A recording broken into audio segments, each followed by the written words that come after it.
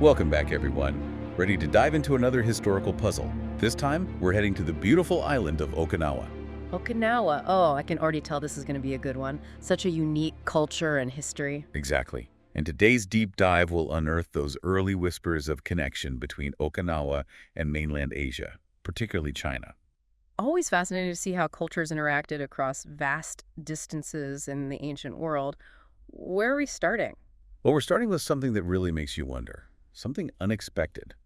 Buried in an Okinawan shell heap, archaeologists found these ancient Chinese coins called mei-to-sen.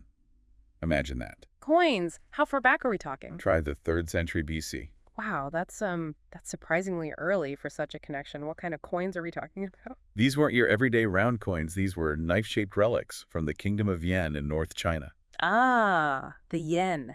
Known for those distinct coins. But hold on, that's North China. That's quite a distance from Okinawa. That's the mystery, isn't it?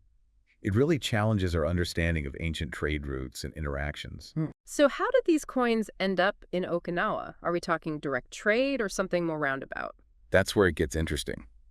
Historians think they probably weren't directly transported, but rather journeyed through southern Manchuria, down the Korean peninsula, and then somehow finally made their way to Okinawa. It's like a prehistoric maritime Silk Road. It really highlights how interconnected those ancient societies were. Even if unintentional, these movements across vast distances were shaping the world.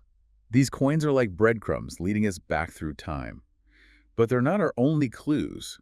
Ancient Chinese texts add another layer to this puzzle. Ever heard of the Shan Hai Jing? Rings a bell. It's a collection of ancient Chinese myths and legends, right? Filled with strange creatures and fantastical tales. Exactly. And within this fantastical book, there are descriptions of these Eastern Sea islands inhabited by the Wa people. Makes you think. The Wa people. Now that's intriguing. Historians believe that's what the Chinese called the people living in the Japanese archipelago back then, but it wasn't a unified Japan like today. So who are these Wa people? Were they connected to Okinawa in some way? We're not entirely sure, but it's a question that still sparks debate. I can see why. It's like trying to piece together an ancient puzzle with some pieces missing. It's a tantalizing glimpse into a lost world. And get this mention of Eastern Sea Islands also leads us to Emperor Qin Shi Huang. He was the first emperor of China and obsessed with finding the secret to immortality. Qin Shi Huang, the emperor who sought eternal life. His story is full of ambition and grand projects, some might even say bordering on obsession. Totally. Legend says in 219 BC, he sent out this massive expedition to those very islands, searching for an elixir of life. Yeah. You want to know what's really wild? His fleet was never seen again. Wow. Okay, now that's a story. You're telling me this powerful emperor sends a fleet into the east, searching for immortality, and they vanish. While it's likely a myth, it reveals something quite fascinating. It shows that the Chinese were aware of those islands to their east. They knew there was something out there. It sparked their curiosity and, obviously with Qin Shi Huang, a desire for the impossible. It's this awareness woven into their legends that suggests some level of connection to the world beyond their shores. It makes you wonder. While we can't definitively say Qin Shi Huang ended up sipping tea in Okinawa, it definitely adds to the mystery, wouldn't you say? Absolutely. It's these whispers from the past that remind us how much we still have to uncover about our history. And the whispers don't end there. Moving on to the Han Dynasty, their records also mention encounters with the Wa people. They give us these intriguing glimpses into their customs and how they lived. Right, like peeking through a window into the past. Exactly.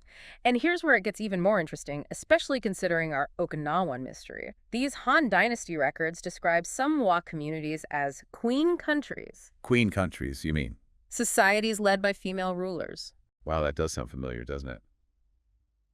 Anyone who knows a bit about Okinawan history will be thinking of the Noro priestesses. It's a pretty striking parallel. You can't ignore the role of women, particularly the Noro, in Okinawan history. These women held a lot of authority. They were shrouded in mystique, weren't they? A direct link between the spirit world and the people. They were conductors of rituals. Their pronouncements carried a lot of weight. They influenced everything, from agriculture to decisions affecting the whole community. So when you read those Han Dynasty records, while they're talking about the Wa in broader terms, it really resonates with Okinawa's own legacy of powerful women. Absolutely. And it really makes you think about traditional narratives of power structures in the ancient world. It challenges those assumptions, doesn't it? Big time. The prominence of women in these early Japanese and Okinawan societies, both as recorded by the Chinese and echoed in local traditions, really adds another dimension to our understanding. And it reminds us that we should always be ready to question what we think we know about the past. For sure, history is full of surprises. It really makes you wonder, could this shared history of women in positions of power be another thread connecting ancient Japan and Okinawa? It's a fascinating thought. But wait, there's another layer to this story, another tool we can use to trace those ancient connections. Language. Oh, you mean we can learn about the relationship between these cultures by looking at how they spoke? Exactly. Linguistics can be incredibly revealing.